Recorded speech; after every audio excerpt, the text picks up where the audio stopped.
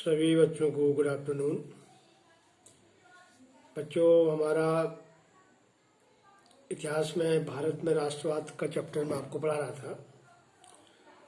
तो उसमें से मैंने आपको बहुत सारे टॉपिक आपको बताए थे, जिसमें लेटेस्ट आपको बताया था मैंने असहयोग आंदोलन। और असहयोग आंदोलन के भीतर अलग अलग धाराएं। तो गांधी जी ने पूरे देश भर में असहयोग आंदोलन चलाया। उन्होंने कहा था कि भाई, भारत में जो कानून व्यवस्था है, अपनी पुस्तक हिंद स्वराज 1909 में उन्होंने कहा, 1919 में, कि भारत में जो है हिंदी स्वराज पुस्तक 1909 में उन्होंने पुस्तक में लिखा था कि भारत में शासन, अंग्रेजी शासन भारतीयों के सहयोग से चला है। यदि भारतीय लोग अगर अंग्रेजी शासन को सहयोग देना बंद कर देंगे तो अंग्रेजी शासन रह जाएगा। तो इस प्रकार से जो है गांधी जी ने सत्याग्रह के आंदोलन से प्रभावित होकर पूरे देश भर में असहयोग आंदोलन चलाया, यानी कि अंग्रेजी सरकार का विरोध करना। तो वो विरोध कैसे हुआ, क्या हुआ, किन क्षेत्रों में आपको विरोध करना है, कहीं पर भी आपको अंग्रेजी सरकार का क्या नहीं करना है, समर्थन नहीं करना है, कार्य बहिष्कार करना है। जो भी आपके पास प्रतिभा है, पति और क्या नाम कहते हैं, कामगार लोग हैं, कर्मचारी हैं, शिक्षक हैं, वकील हैं, मजदूर हैं, किसान हैं, जो भी है, सबको जो है असहयोग करना है, अंग्रेजी शासन को सहयोग नहीं करना है। तो उसके बाद उसमें अलग अलग धाराएं। तो फिर कैसे हुआ, तो 1921 में जो है असहयोग आंदोलन फिर शुरू हुआ, क्योंकि असहयोग आंदोलन से पहले जो था जलियांवाला बाग का हत्याकांड हो गया था 1919 में। फिर स्वराज के लिए जो है कलकत्ता अधिवेशन में गांधी जी ने जो है स्वराज के लिए लड़ाई लड़ी। अब हम आगे बताएंगे असहयोग आंदोलन के बाद आगे हम बताएंगे आपको सविनय अवज्ञा की ओर, सविनय अवज्ञा आंदोलन। क्योंकि लेटेस्ट घटना क्या हुई कि असहयोग आंदोलन का जो है बहुत सारी उसमें नुकसान भी हुआ, क्योंकि उसके जो घटनाक्रम में रहे असहयोग आंदोलन के, सरकार का दमन चक्र रहा। सरकार ने उस आंदोलन को कुचलने का प्रयास किया और देश भर में क्या नाम कहते हैं घटनाएं बढ़ती गई। सरकारी कार्यालयों का बहिष्कार तो किया गया, और लेकिन अंग्रेजी सरकार ने इस असहयोग आंदोलन को मतलब सफल नहीं होने दिया। तो इस तरह से जो है इसी बीच क्या हुआ, चोरी चोरा का कांड हो गया, चोरी चोरे का हत्याकांड हो गया। तो गोरखपुर में जो है चोरी चोरा नामक एक स्थान पर जो है एक दुर्घटना हो गई 5 फरवरी 1922 को। तो इसमें क्या हुआ कि इस 5 फरवरी 1922 को जो है कांग्रेस के एक समूह ने जो है 21 सिपाहियों और पुलिस दरोगा को जिंदा थाने में क्या कर दिया, जला दिया। मतलब आंदोलन ठीक से प्रोटेस्ट हो रहा था, लेकिन अहिंसक हो रहा था। गांधी जी का जो विचार था वो सत्याग्रह और अहिंसा था। सत्याग्रह, अहिंसा और शांति के द्वारा वो देश को आज़ाद करना चाहते थे। लेकिन 5 फरवरी 1922 को जब कांग्रेस के एक जनसमूह ने जो है 21 सिपाही और उसका एक थाने में दरोगा को जब जिंदा जला दिया, तो गांधी जी जो है इस घटना से काफी क्या होगी, दुखी हो गई। तो उन्होंने कहा कि आंदोलन हमारा हिंसात्मक हो गया, क्योंकि जबकि वो हिंसा के क्या थे, समर्थक नहीं थे, अहिंसात्मक तरीके से शासन मतलब आंदोलन चलाना चाहते थे। तो इस वजह से जो है जब ये 5 फरवरी 1922 को जब गोरखपुर के जब चोरी चोरा स्थान पर जब ये हत्याकांड हुआ, जब 21 सिपाही को जिंदा जला दिया आंदोलनकारियों ने, तो महात्मा गांधी को जो है ये आंदोलन क्या लेना पड़ा, वापस लेना पड़ा, यानी कि असहयोग आंदोलन क्या करना पड़ा, स्थगित करना पड़ा। अब उसके बाद में बात आते हैं, तो ठीक हो गया। तो ये इस कारण जो है 1922 में असहयोग आंदोलन वापस हो गया। अब उसके बाद जो है सविनय अवज्ञा की ओर, तो गांधी जी ने आगे फिर सोचा आखिर आप कैसे इस आंदोलन को आगे बढ़ाया जाए, क्योंकि आंदोलन लगातार हिंसक होता जा रहा था। तो गांधी जी का जो दूसरा विचार था वो था अवज्ञा की ओर, सविनय अवज्ञा की ओर। तो उसमें क्या था कि सत्य ने कहा कि जो हमारे सत्याग्रही हैं, जो आंदोलनकारी है, इसका मतलब ये अभी इतने परिपक्व नहीं हुए हैं। मतलब गांधी जी की जो आइडियोलॉजी थी, जो देश को आज़ाद करने का जो उनका तरीका था, वो अलग था। तो जब इस प्रकार की हिंसात्मक कार्रवाइयाँ हो गई, जब आंदोलनकारी लोग जब क्या नाम कहते इस प्रकार से हिंसक रूप धारण जब उन्होंने किया, तो गांधी जी ने सोचा कि ये जो जनसंघर्ष है, मतलब इसमें जो है अभी हमारे सत्याग्रही को, जो आंदोलनकारी जो लोग हैं, उनको व्यापक प्रशिक्षण की आवश्यकता है। मतलब उनको अभी और ट्रेन करना पड़ेगा, उनको सही ढंग से विचार, मतलब ये चीजें समझानी पड़ेंगी।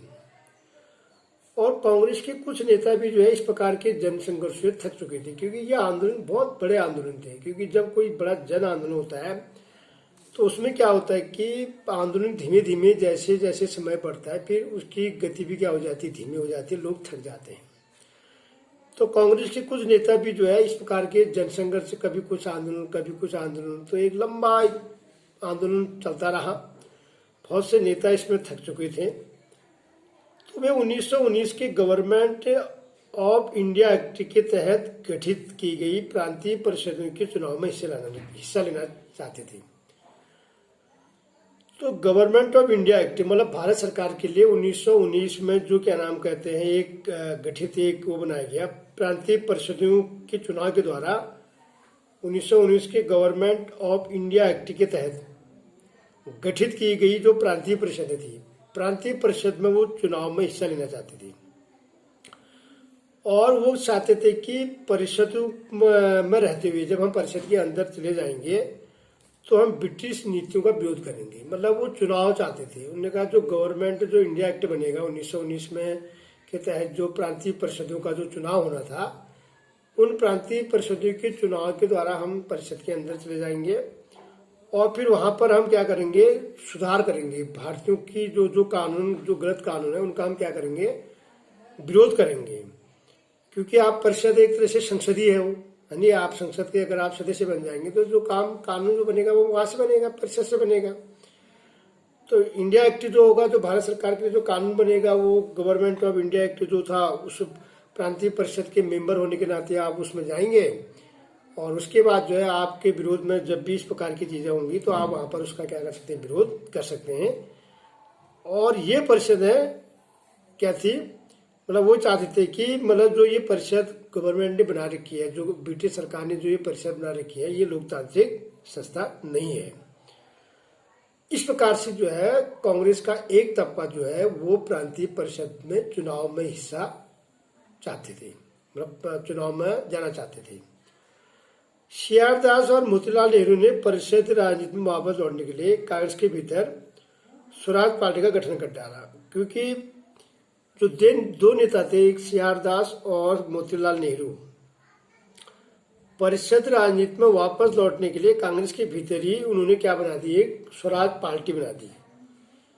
और उसमें जो युवा नेता थे, जवाहरलाल नेहरू और सुभाष चंद्र बोस उस समय के युवा नेता थे, ये उग्र जन आंदोलन और पूर्ण स्वतंत्रता के लिए दबाव बनाए हुए थे। मतलब पंडित जवाहरलाल नेहरू और सुभाष चंद्र बोस जो युवा नेता थे, ये पूर्ण स्वतंत्रता की मांग के लिए जन आंदोलन ही चाहते थे, बड़ा आंदोलन चाहते थे। तो इस प्रकार से क्या हो गया, तो होते होते क्या हो गया कि इसमें मतलब आंतरिक बहस चली, सहमति का दौर चला और आखिरी साल तक भारतीय राजनीति की रूपरेखा में काफी बदलाव आया। तो इसमें एक तरह से सबकी जो है सहमति नहीं बन पाई। तो सहमति न बनने का पहला कारण क्या था, क्योंकि पहला कारण तो ये था कि विश्वव्यापी आर्थिक मंदी का असर, क्योंकि 1929 में विश्वव्यापी आर्थिक मंदी हुई थी। तो 1926 से इसका प्रभाव शुरू हो गया था और 1929 में व्यापक रूप से इसने धारण कर लिया था। तो 1926 से ही जो है उत्पादों में कीमतें गिरने लगी थी और 30 के बाद तो पूरी अर्थव्यवस्था धराशायी हो गई। कृषि उत्पादों की मांग गिर गई, निर्यात कम होने लगा, किसान को अपनी उपज बेचना और लगान चुकाना भी भारी पड़ने लग गया। और 1930 तक जो है 26 से लेकर 1930 तक आते आते देश की अर्थव्यवस्था बिल्कुल क्या होगी, छिन्न भिन्न होगी। एक कारण तो ये था।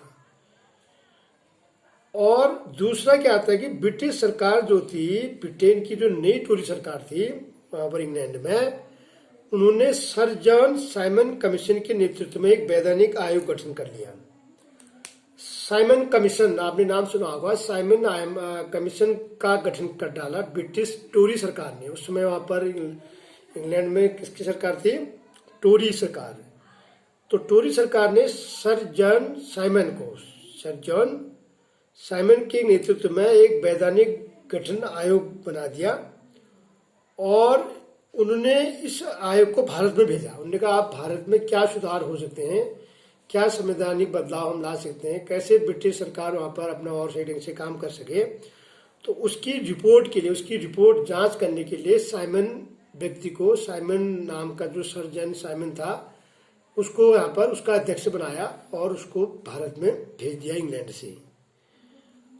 और लेकिन क्या हुआ, राष्ट्रवादी आंदोलन के जवाब में गठित किए गए इस आयोग को भारत में संवैधानिक व्यवस्था कार्यशैली का अध्ययन करना था और उसके बारे में क्या देना था, सुझाव देना था। मतलब साइमन यहाँ पर आएगा, बातचीत करेगा, कैसे ब्रिटिश सरकार के संवैधानिक बदलाव आए जाए, उसके लिए जो है वो सुझाव देगा। तो इसमें क्या था, इस कमीशन में ये जो सर जॉन साइमन जो कमीशन था, मतलब साइमन कमीशन आयोग में जो था कोई भी इसमें क्या नहीं था, भारतीय सदस्य नहीं था। तो इसलिए जो था तो सारे इसमें अंग्रेज थे। तो भारतीयों ने इसका विरोध करना क्या कर दिया, शुरू कर दिया। वो एक हिसाब से ठीक भी था, क्योंकि भारत के अंदर जिस प्रकार से आंदोलन चल रहा था, आंदोलन अपनी निर्णायक नीति पर नहीं जा रहा था, एक सही दिशा में नहीं जा रहा था। तो ब्रिटिश सरकार, टोरी सरकार, आखिर सरकार तो उन्हीं के, वो चाहते थे कि भाई सब लोग विश्वास में आ जाएं, काम पर आ जाएं, समझ गए। तो 1928 में जो है साइमन कमीशन भारत पहुंचा और उसका स्वागत करने के बजाय साइमन तुम वापस जाओ कि क्या लगाने के नारे लगने लग गए। मतलब साइमन गो बैक, मतलब साइमन 1928 में जब साइमन व्यक्ति भारत में आया, भारत में पहुंचते ही जो है उसके स्वागत के बजाय गो बैक के नारे लगने लग गए, वापस जाओ। क्यों नहीं, कारण क्या था, क्योंकि उसमें कोई भारतीय सदस्य नहीं था।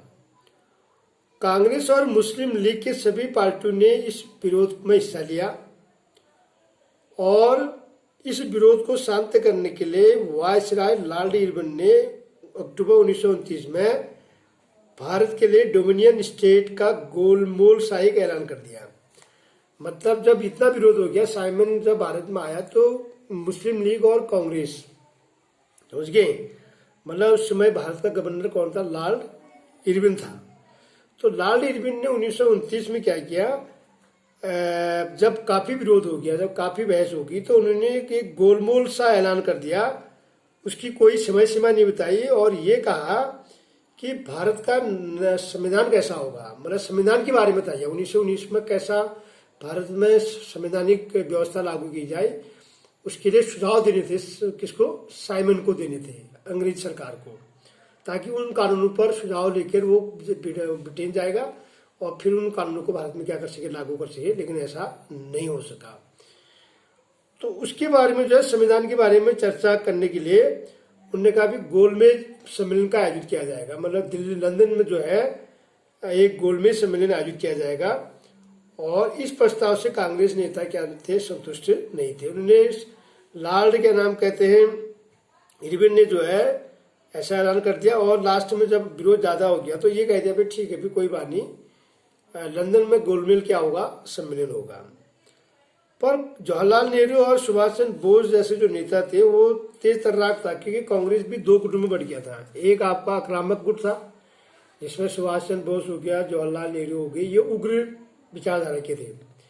और एक गुट आपका क्या था, नरम और गरम, मतलब ये तो गरमपंथी थे, सुभाष चंद्र बोस, चंद्रशेखर आजाद, जो क्रांतिकारी जो लोग थे, ये पंडित जवाहरलाल नेहरू, ये लोग आपके क्या नाम कहते हैं, उस समय के दौर में, कांग्रेस के दौर में ये उग्र स्वभाव के थे। दूसरे जो लोग थे जैसे खान अब्दुल गफ्फार खान हो गया या महात्मा गांधी हो गए, इनका जो गुट था वो क्या था, नरम दल के लोग थे। तो मध्य मार्गी नेता ब्रिटिश डोमिनेंट के भीतर ही संवैधानिक व्यवस्था के पक्ष में थे।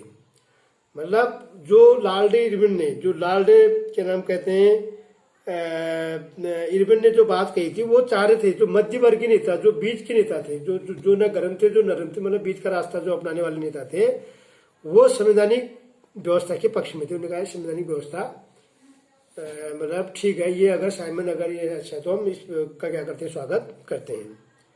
लेकिन इनका प्रभाव घट रहा था।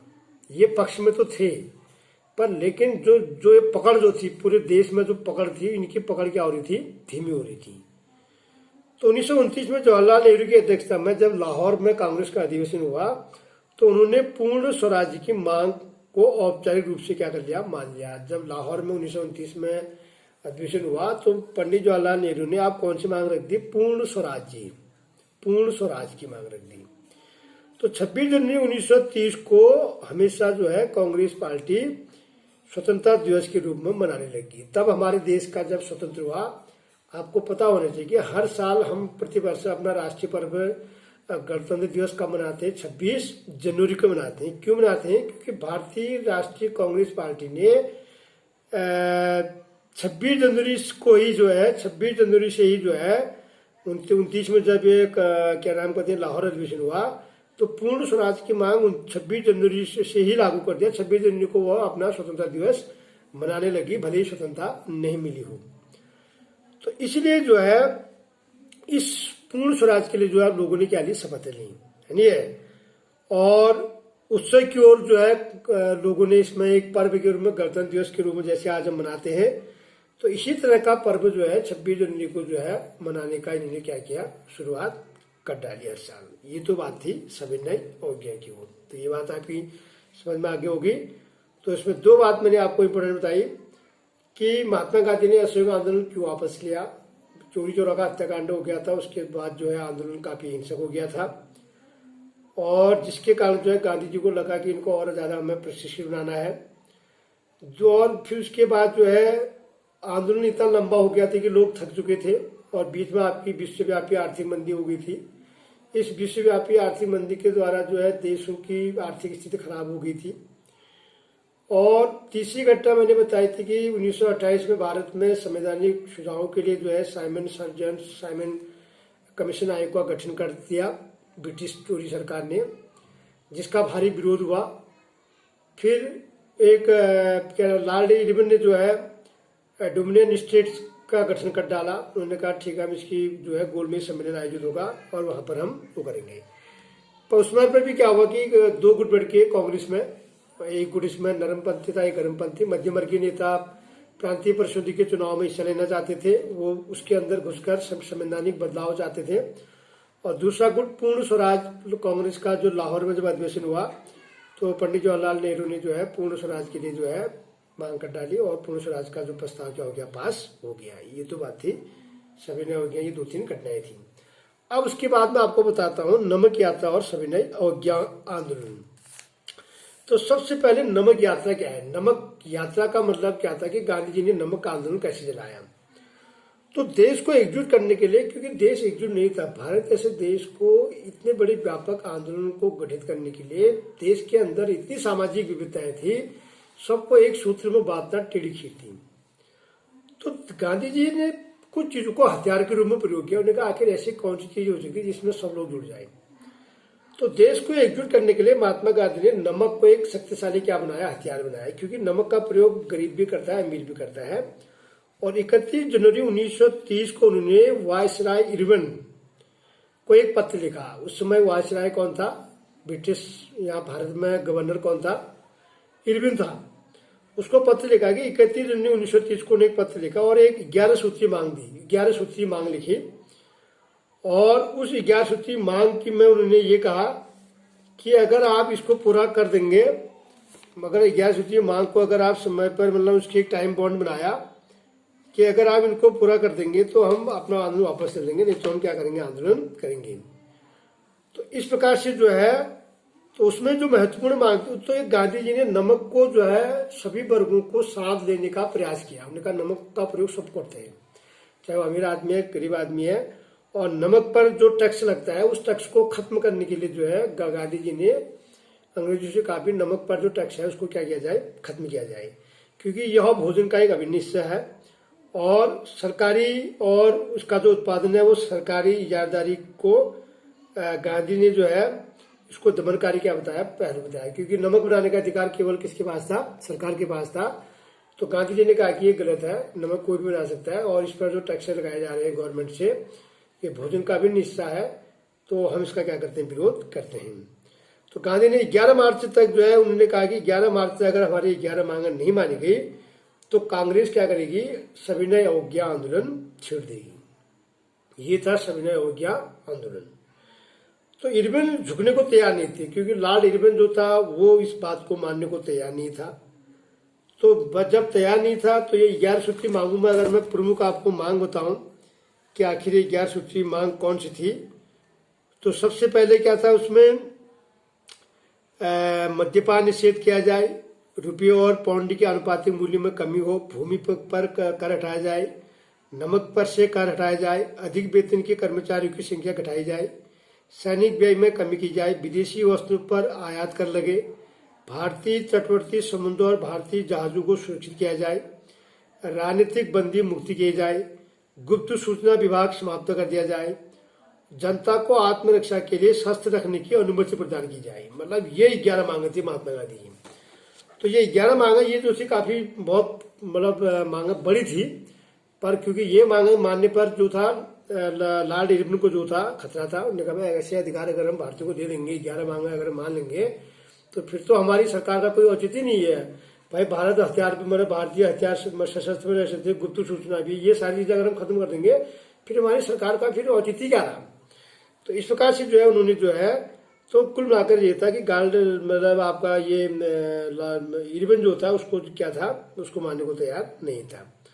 तो कांग्रेस ने जो है इस प्रकार से जो है 11 मार्च को जो है सविनय अवज्ञा आंदोलन छोड़ दिया। तो उन्होंने शुरुआत महात्मा गांधी ने अपने 78 वॉलंटियर्स को एक साथ नमक यात्रा क्या कर दी, शुरू कर दी। 78 लोग उनके साथ पीछे से चले वॉलंटियर्स, और उसके साथ जो है गांधी जी ने क्या कर दिया, नमक यात्रा शुरू कर दी। और ये नमक यात्रा कहाँ से शुरू हुई, साबरमती गुजरात में।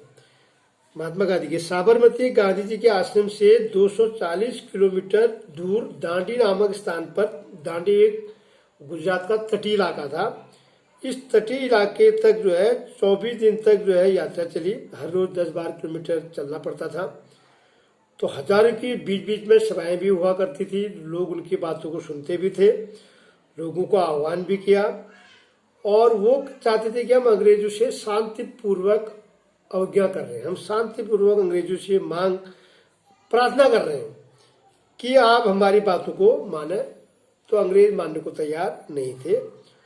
तो 6 अप्रैल को ये जो आपका नमक यात्रा थी ये दांडी पहुंची, और समुद्र के पानी को उबालकर, वाष्पीकरण की विधि से आप जानते हैं कि नमक बनाया जाता है। तो समुद्र के पास, समुद्र का पानी खारा पानी होता है, उसको उबाल कर जो है उन्होंने नमक बनाना क्या कर दिया, शुरू कर दिया, जो कानून का क्या था, उल्लंघन था। क्योंकि नमक बनाने का कानून का अधिकार केवल किसके पास था, सरकार के पास था, यानी है। तो इस प्रकार से जो है सविनय, यहीं से सविनय अवज्ञा आंदोलन क्या होता है, शुरू होता है। तो ये तो था नमक आंदोलन। नमक आंदोलन आपके समझ में आ गया होगा। तो गांधी जी ने जो है ये 31 जनवरी 1930 को वायसराय इरविन को 11 सूत्री मांगों का एक पत्र दिया, जिसमें उन्होंने 11 मार्च तक का अल्टीमेटम दिया, अगर 11 मार्च तक की मांगे पूरी नहीं हुई तो हम अवज्ञा आंदोलन छेड़ देंगे। पर लॉर्ड इरविन जो है इनको झुकने को तैयार नहीं था। तो इसके बदले गांधी जी ने अपने 78 वॉलंटियर्स के साथ साबरमती आश्रम से दाड़ी नामक तट पर जो है आंदोलन को क्या किया, खत्म किया, और स्वयं पानी उबाल कर जो है नमक बनाना क्या कर दिया, शुरू कर दिया। तो जो है सरकारी कानून का क्या था, विरोध था।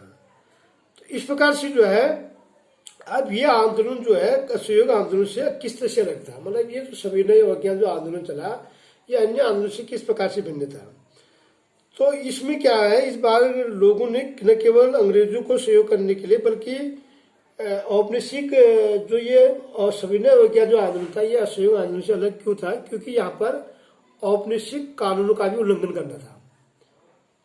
पहला जो मैंने आपको 1920 में 1919 में जो आपको असहयोग आंदोलन बताया, वहां पर तो केवल सरकार का असहयोग करना था बस। यहाँ पर असहयोग के साथ साथ अंग्रेजी कानूनों का क्या करना था? विरोध भी करना था। औपनिवेशिक जो कानून बना रखा है, उस औपनिवेशिक कानूनों का क्या करना था? उल्लंघन किया जाना, उल्लंघन करने का आह्वान किया गया। उन्होंने कहा अब आप अंग्रेजी कानून का लागू भी, अंग्रेजी कानून का पालन भी नहीं करेंगे।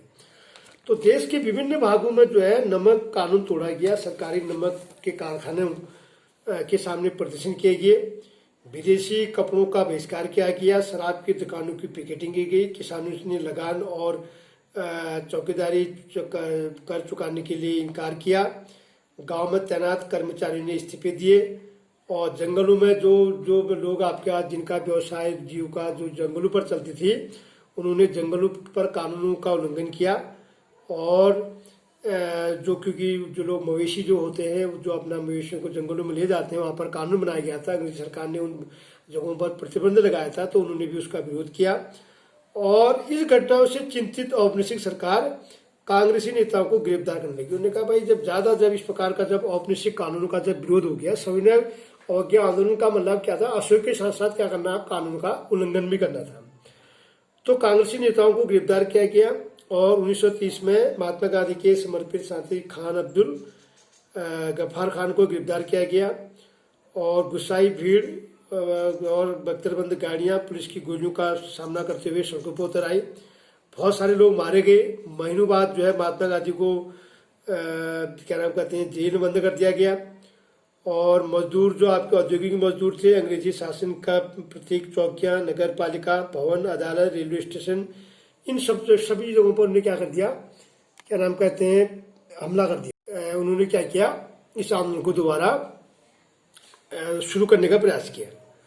तो इस समझौते की बात जो है, जब इस प्रकार से जब लाखों की संख्या में, हजारों की संख्या में लोग जब मारे गए, हमला जब शुरू किया गया और शांतिपूर्वक सत्याग्रहों पर हमले किए गए, औरतों और बच्चों को मारा गया और 1 लाख लोगों को गिरफ्तार किया गया, तो यह आंदोलन फिर दोबारा क्या हो गया था? हिंसक हो गया था। तो गांधी जी ने फिर यह आंदोलन को क्या ले लिया? वापस ले लिया। तो 5 मार्च 1931 को उन्होंने रिबन के साथ एक दस्तखत किए और इसमें गांधी रिबन समझौते के जरिए गांधी जी को लंदन में होने वाले दूसरे गोलमेज सम्मेलन में हिस्सा लेने के लिए अपनी क्या दी थी? सहमति व्यक्त की थी। उन्होंने कहा ठीक है। 5 मार्च 1931 को लॉर्ड इरविन ने जो है गांधी जी को गांधी जी के बीच एक मतलब 5 मार्च 1931 को इरविन और गांधी जी के बीच एक समझौते पर हस्ताक्षर हुए। उस समझौते के तहत जो है दूसरा जो गोलमेज सम्मेलन था इंग्लैंड जो लंदन में होना था, उसमें अपनी सहमति व्यक्त कर दी। पर कांग्रेस जो था गोलमेज सम्मेलन का बहिष्कार कर चुकी थी। तो इसके बदले सरकार राजनीतिक कैदियों को रिहा करने में राजी हो गई। मतलब क्या नाम, तो सरकार ने कुछ बातें कुछ मांगा मानी। उन्होंने कहा भाई जो कैद में है, जो इनको जेल के अंदर डाला गया, उनको रिहा कर दिया जाएगा। और दिसंबर 1931 में सम्मेलन के लिए गांधी जी को लंदन गए। मतलब दिसंबर में जो है जाड़े के मौसम में जो है गांधी जी लंदन गए। वहां पर वार्ता बीच में टूट गई। गोलमेज सम्मेलन लंदन उनको बनाया गया, लेकिन वार्ता बीच में टूट गई। तो निराश वापस गांधी जी को दोबारा भारत लौटना पड़ा।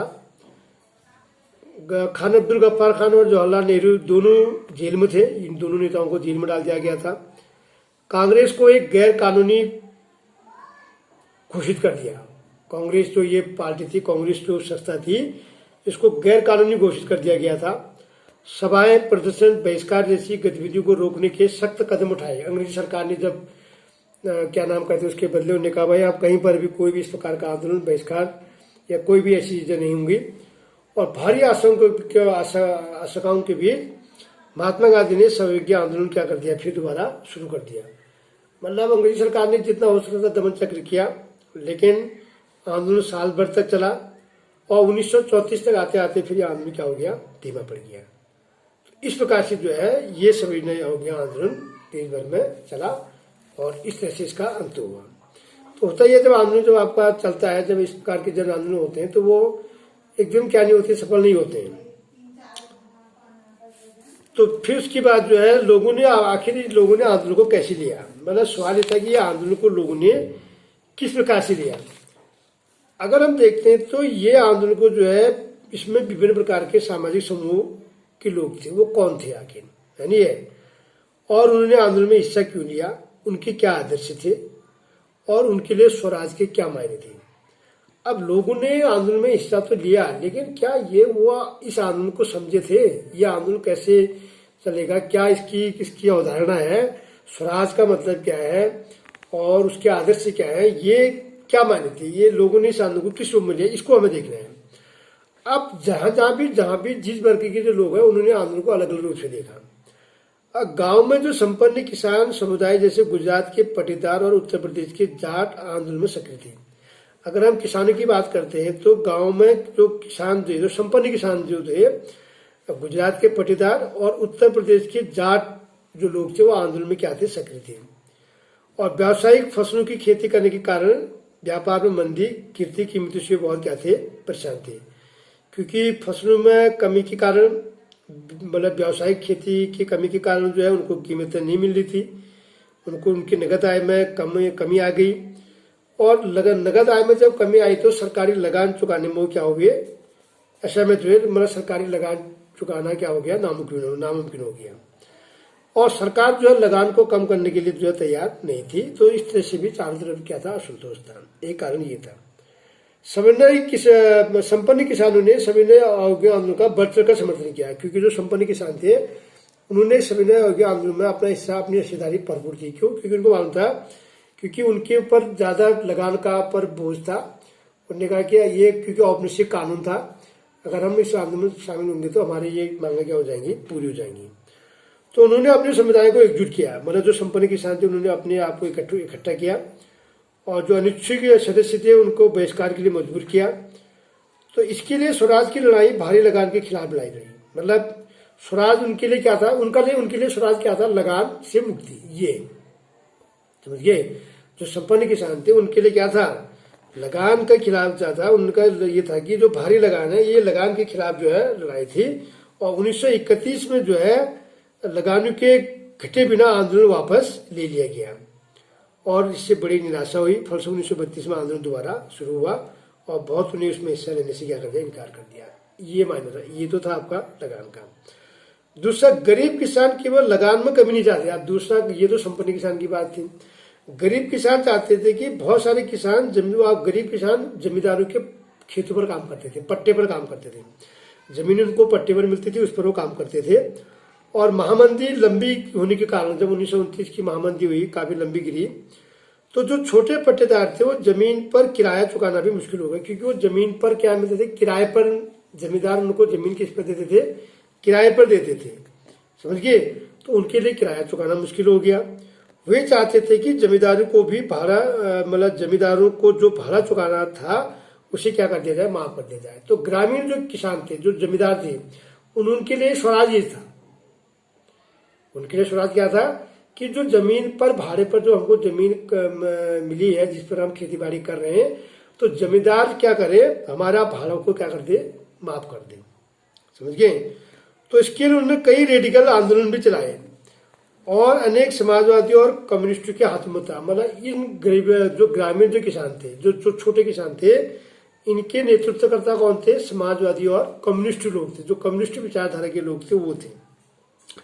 तो अमीर किसानों और जमींदारों की नाराजगी के भय से कांग्रेस भाड़ा विरोधी आंदोलन का समर्थन देने में प्राय हिचकिचा रही थी। अब दो प्रकार के किसान थे, एक अमीर किसान और एक गरीब। तो ये जो जमींदारी भाड़ा है, इससे जो है कांग्रेस के अंदर मतलब एक तरह से असमंजस की स्थिति, किसका साथ दे किसका न दे, समझ गए। तो इस प्रकार से जो है, इसी कारण गरीब किसान और कांग्रेस के बीच संबंध खराब हो गए। कांग्रेस ने जो अमीर किसान थे उनको साथ में रखा और गरीब किसानों को जो है उससे उतनी उनकी वो नहीं बनी, तो वो नाराज हो गए। उन्होंने सविनय अवज्ञा आंदोलन के बारे में, अब व्यवसायी वर्ग की क्या थी, जो व्यवसायी वर्ग थी, तो पहले विश्व युद्ध के दौरान भारतीय व्यापारी और उद्योगपति ने भारी मुनाफा कमाया था। क्योंकि पहले जब विश्व युद्ध हुआ, विश्व युद्ध में जो है अधिकतर लोग कौन मुनाफा कमाते हैं, व्यापारी और उद्योगपति, क्योंकि वो ताकतवर हो चुके थे। और अपने कारोबार को फैलाने के लिए उन्होंने ऐसी औपनिवेशिक नीतियों का विरोध किया जिनके कारण उनकी व्यावसायिक गतिविधियों में रुकावट आती थी। तो जो व्यवसायी लोग थे, जो बड़े उद्योगपति लोग थे, उन्होंने ऐसे औपनिवेशिक कानूनों का विरोध किया जहां पर उनके व्यवसायिक गतिविधियों को क्या हो, नुकसान हो रहा हो। अब वो कहां पर हो रहा था नुकसान, वो देखने वाली बात है। सबसे पहले कि विदेशी वस्तु का आयात से सुरक्षा है। उन्होंने कहा विदेशी जो वस्तु आ रही है वो उसका आयात, उस पर आयात टैक्स लगाया जाए या उनको खुली छूट भारत में नहीं हो। और रुपया और स्टर्लिंग विदेशी विनिमय अनुपात में बदलाव चाहते थे जिससे कि आयात में कमी आ जाए। और व्यावसायिक हितों को संगठित करने के लिए उन्होंने 1920 में भारतीय औद्योगिक व्यावसायिक Congress, Indian industrial and commercial Congress और 1927 में भारतीय वाणिज्य उद्योग परिसंघ, जिसे हम कहते हैं federation of Indian chamber of commerce and industry, FICCI का गठन कर डाला। समझ गए? मतलब इन्होंने क्या किया कि जो उन्होंने इस प्रकार से वो व्यवसायी, जो बड़े व्यवसायी लोग थे, जो बड़े उद्योगपति थे, उन्होंने वो सब लोग इकट्ठा हो गए। तो उनकी प्रमुख मांग थी कि जो आयातित माल है, जो आयातित वस्तु आ रही है, जो विदेश से जो वस्तु आ रही है, उस पर क्या लगाया जाए, टैक्स लगाया जाए, है नहीं है। और इन लोगों ने अपने क्या बना लिए, संगठन बना लिए। तो उसमें से एक संगठन आपका 1920 में कौन था, भारतीय औद्योगिक और व्यवसायिक कांग्रेस, है नहीं है। और 1927 में भारतीय वाणिज्य एवं उद्योग परिसंघ, जिसको हम कहते हैं federation of Indian chamber of commerce and industry, FICCI, अभी भी है फिक्की, समझ गए। तो इसका गठन किया। तो इसमें कौन थे आपके, पुरुषोत्तम दास, ठाकुर दास और जीडी बीड़ा। बीड़ा का नाम आपने, टाटा और बीड़ा का नाम आपने सुना होगा। तो ये जाने माने जो उद्योगपति थे, इन उद्योगपतियों ने भारतीय अर्थव्यवस्था पर, इन उद्योगपतियों ने जो है औपनिवेशिक नियंत्रण का क्या किया, विरोध किया। तो इन उद्योगपतियों ने भी क्या किया, क्योंकि इनको विदेशी जो वस्तु आएगी, भारत में आएगी, तो इनको नुकसान हो रहा था। तो ये चाह रहे थे कि उन्होंने अपना संगठन बनाकर इस कानून का क्या किया, विरोध किया।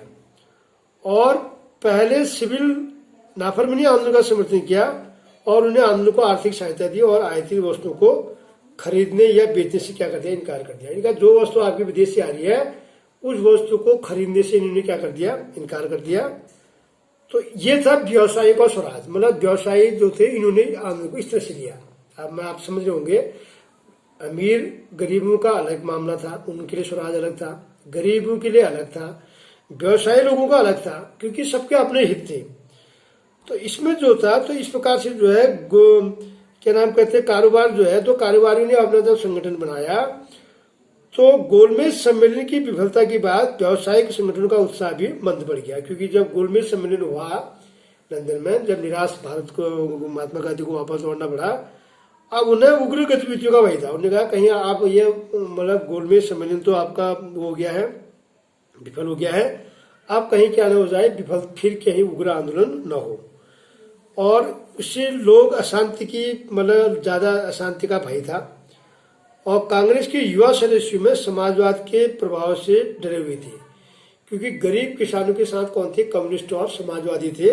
तो कांग्रेस के जो युवा सदस्यों में समाजवाद का जिस प्रकार से प्रभाव पड़ रहा था, है नहीं है, ये इसमें से डरे हुए थे। और औद्योगिक, ये तो बात थी उसकी, औद्योगिक श्रमिक वर्ग ने स्वयं आंदोलन में नागपुर के अलावा कहीं पर भी बड़ी संख्या में हिस्सा नहीं लिया। अब मजदूरों ने कैसे लिया, मैंने ग्रामीण किसानों की बात बताई, अमीर किसानों की बात बताई, व्यवसायियों की बात बताई। अब उद्योगों में काम करने वाले श्रमिकों का क्या था, उन्होंने भी बड़ी संख्या में, नागपुर के अलावा कहीं पर भी बड़ी संख्या में उन्होंने हिस्सा नहीं लिया। तो जैसे जैसे उद्योगपति कांग्रेस के नजदीक आए, अब उद्योगपति किसके नजदीक आए, कांग्रेस के नजदीक आ रहे थे, तो मजदूर कांग्रेस से क्या हो गए, छिटकने लग गए। क्योंकि उद्योगपति हमेशा लाभ कमाना चाहता है, उनके पास वो पैसा लाभ कमाना चाहते हैं। तो जैसे जैसे उद्योगपति इनके साथ नजदीक आए, कांग्रेस के निकट होते गए, तो मजदूर कांग्रेस से क्या हो गए, छिटकने लगे। तो फिर भी कुछ मजदूरों ने सविनय अवज्ञा आंदोलन में क्या लिया, हिस्सा लिया। उन्होंने विदेशी वस्तुओं का बहिष्कार किया, गांधीवादी विचारों को कम वेतन और खराब कार्य स्थितियों के खिलाफ अपनी लड़ाई से जोड़ लिया। 1930 में जो है रेलवे कामगारों की, और 1932 में गोदी कामगारों की हड़ताल हुई, समझ गए। तो जो वो फैक्ट्री में जो काम करते थे गोदी कामगार जो थे 1932 में, 1930 में, और वहीं उसमें रैलियां निकाली गई। और उसमें रैलियों का उसने बहिष्कार में हिस्सा लिया। फिर भी कांग्रेस अपने कार्यक्रम में मजदूरी की मांगों में समाहित करने में क्या रही, हिचकिचा रही थी, क्योंकि मजदूरी की मांगों को साथ लेकर कांग्रेस पार्टी कहीं न कहीं हिचकिचा रही थी, क्योंकि उनको भय था कहीं हमारे व्यवसायी मतलब उच्च जमींदार और उद्योगपति क्या न हो जाए, नाराज न हो जाए। तो इस प्रकार से जो है कांग्रेस को लगता था कि इससे उद्योगपति आंदोलन से क्या हो जाएंगे, दूर चले जाएंगे, और अगर आपके शक्तिशाली लोग अगर आंदोलन में आएंगे तो उससे क्या होती है, फायदा होता है। अगर वो मजदूरों का और इन श्रमिकों का अगर सहयोग ज्यादा कर देंगे तो जो उद्योगपति वो उससे क्या हो जाएंगे, दूर हो जाएंगे।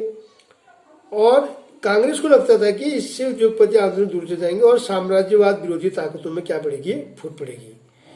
तो इस प्रकार से जो बड़े पैमाने पर गांधी जी ने नमक सत्याग्रह के दौरान हजारों औरतें भी उनकी बातों को सुनने लगी। जब उन्होंने नमक आंदोलन चलाया, बहुत लोगों ने जो है उनकी बातों को सुना। देसी विदेशी शराबी दुकानों की पिकेटिंग की गई, बहुत सारी महिलाएं जेल में भी गई, और शहरी इलाकों में ज्यादातर ऊंची जाति की महिलाएं कांग्रेस में थी, जबकि ग्रामीण इलाकों में संपन्न किसान परिवारों की महिलाएं आंदोलन में हिस्सा ले रही थी। मतलब महिलाओं ने भी जो है बढ़ चढ़कर इस आंदोलन में हिस्सा लिया था, और लेकिन उनकी सार्वजनिक भूमिका उतनी ज्यादा नहीं थी। मतलब जो संपन्न लोग थे उन्होंने ही लिया था। और तो धीमे धीमे औरतों में भी बदलाव आया, लेकिन सार्वजनिक भूमिका में इससे इजाफे का मतलब यह नहीं था कि औरतों की स्थिति में कोई भारी बदलाव आने वाला था। तो गांधी जी का मानना था कि घर चलाना, चूल्हा चौका संभालना, अच्छी माँ अच्छी पत्नी भूमिकाओं का निर्वाह करना ही औरत का असली कर्तव्य है। मतलब वो घर और बच्चों का पालन पोषण ही ज्यादा महिलाओं पर जोर दिया गया। तो इसलिए लंबे समय तक कांग्रेस के संगठन में किसी भी महत्वपूर्ण पद पर औरतों को जगह नहीं दी गई। मतलब कांग्रेस पार्टी ने जो है महिलाओं को वही बात बताई कि भाई यहाँ घर के अंदर चूल्हा चलाना, बच्चों का पालन पोषण, खाना पीना, ये बातें बताई थी।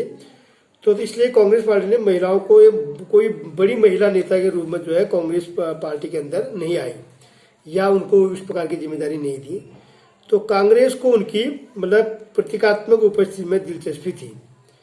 तो इसलिए जो है लंबे समय तक कांग्रेस संगठन में महत्वपूर्ण पदों पर औरतों को जगह देने से हिचकिचाती रही, और इसलिए जो है महिलाओं का भी जो है मतलब धीमे धीमे मतलब प्रवेश तो था लेकिन कम था।